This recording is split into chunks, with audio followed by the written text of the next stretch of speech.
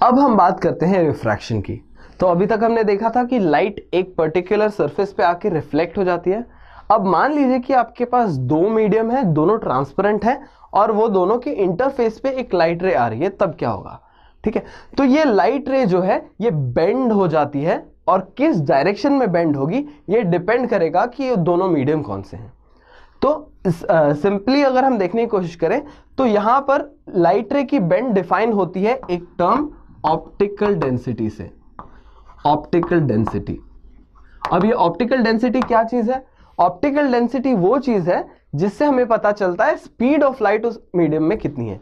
यानी जब optical density कम होती है तो स्पीड ऑफ लाइट बहुत ज्यादा होती है, और ऑप्टिकल डेंसिटी जब ज्यादा होती है तब स्पीड ऑफ लाइट कम होती है। तो इन केस यहां अगर हम देखने की कोशिश करें, मान लीजिए एयर है और ये वाटर है, तो air is very less optically dense, water की ऑप्टिकल डेंसिटी एयर से ज्यादा होती है। उस केस में लाइट रे जो है नॉर्मल की तरफ बेंड होती है। Now this phenomenon of bending of light is called as refraction. तो जिस तरीके से हमने रिफ्लेक्शन के लिए कुछ लॉज देखे थे, उस तरीके से हमारे पास रिफ्रैक्शन के लिए भी कुछ लॉज है। तो सबसे पहले हम देख लेते हैं यहां पर हमारे टर्म्स क्या है। सबसे पहले हमारा इंसिडेंट रे, ये हमारा रिफ्रैक्टेड रे, ये हमारा angle of incidence, angle of refraction and normal at the point of incidence. तो सिमिलर टू रिफ्लेक्शन, हमारे पास रिफ्रैक्शन में लॉ है कि incident ray, refracted ray and normal at the point of incidence lie in the same plane. Exactly same है reflection जैसे, कि ये तीनों, ये जो दो रेज है और नॉर्मल है, ये एक प्लेन में लाई करते हैं।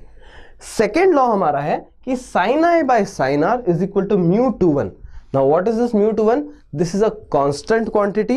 इसे हम refractive index of material 2 with respect to 1 कहते हैं, refractive index। So this is the refractive index of material 2 with respect to 1। Now refractive index is also defined as velocity, ratios of velocity of light in those mediums। तो mu 1 is defined as v1 by v2, यानी velocity of light in medium 1 upon velocity of light in medium 2। Now we can also rewrite this as v1 by c into c by v2। अब हम c क्या है? c is the velocity of light in vacuum। Now किसी भी material को हम vacuum से compare करके उसकी एब्सोल्यूट रिफ्रैक्टिव इंडेक्स बता सकते हैं। यानी हम जब वैक्यूम से कंपेयर करेंगे उसे हम सिर्फ mu1 या mu2 कहेंगे। तो इस केस में c by v2 आपको दिख रहा होगा, that is nothing but mu2 and c by v1 is nothing but mu1। तो इस केस में हमारे पास आ जाता है ये mu2 by mu1। तो हमारे पास एक बहुत इंपॉर्टेंट रिलेशन है कि mu21 यानी refractive index of material 2 with respect to 1 is nothing but mu2 by mu1, where mu2 and mu1 are the refractive indices of those materials with respect to vacuum. तो ये relations बहुत important है और इन्हीं loss के basis में हम आगे की रिफ्रैक्शन देखेंगे। तो जिस तरीके से हमने रिफ्लेक्शन के केस में देखा था इमेज फॉर्म कैसे होता है, रिफ्रैक्शन के केस में भी देख लेते हैं हमारा इमेज कैसे फॉर्म होता है। तो यहाँ पर हमारे पास प्लेन सरफेस है, ये जो इंटरफेस है this is between mediums mu1 and mu2, और ऑब्जेक्ट जो है वो mu1 में है। तो ये ऑब्जेक्ट जो है वो इमेज फॉर्म करेगा जब हम mu2 से व्यू करेंगे। तो मान लीजिए मैंने यहाँ दो रेज लिए हैं, क्योंकि मुझे मिनिमम दो रेज लगते हैं इमेज को ट्रेस करने के लिए। तो एक रे सीधी की सीधी निकल गई, that was at normal incidence, और दूसरी रे जो है वो थोड़े से एंगल ऑफ इंसिडेंस पे है।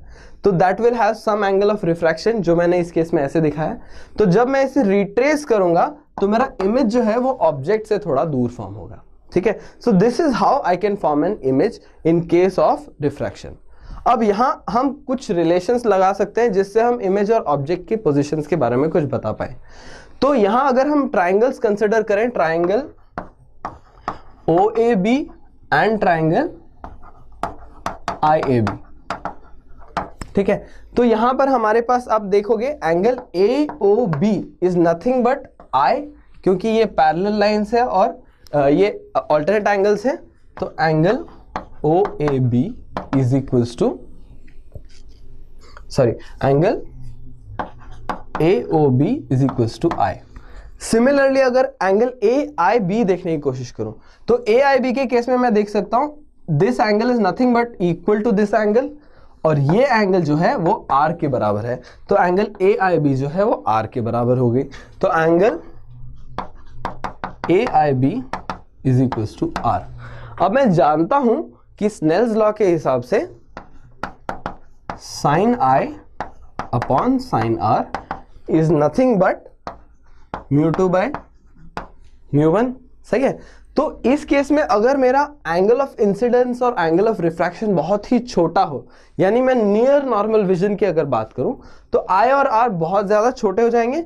उस केस में मैं एक अप्रोक्सीमेशन लगा पाऊंगा कि tan i is equals to sine I and tan r is equals to sine r। तो इससे हमारा रिलेशन सिंप्लीफाई हो जाता है कुछ ऐसे। अब tan i और tan r अगर मैं देखने की कोशिश करूं इन ट्राइंगल्स में, तो मुझे क्या दिखाई देता है, tan r is nothing but AB upon AI and tan I is nothing but AB upon AO। तो यहां मैं लिख देता हूं AB upon AO upon AB upon AI, सही है। तो ये सिंप्लीफाई होके हो जाता है मेरे पास AI upon AO is equals to μ2 upon μ1। अब ध्यान देने वाली बात ये है कि AO जो है वो रियल डेप्थ है और AI जो है वो अपैरेंट डेप्थ है। तो हमारे पास इस केस में रिलेशन आ गया real depth upon apparent depth is nothing but μ1 by μ2। So this is a very important relation जो हमें मिलता है in case of refraction at a single interface. यहां हमें रियल डेप्थ और अपैरेंट डेप्थ की रिलेशन मिल गई μ1 μ2 से। ध्यान रखने वाली बात यह है कि ये नियर नॉर्मल विजन के लिए है, यानी आई और आर बहुत ज्यादा छोटे होने चाहिए।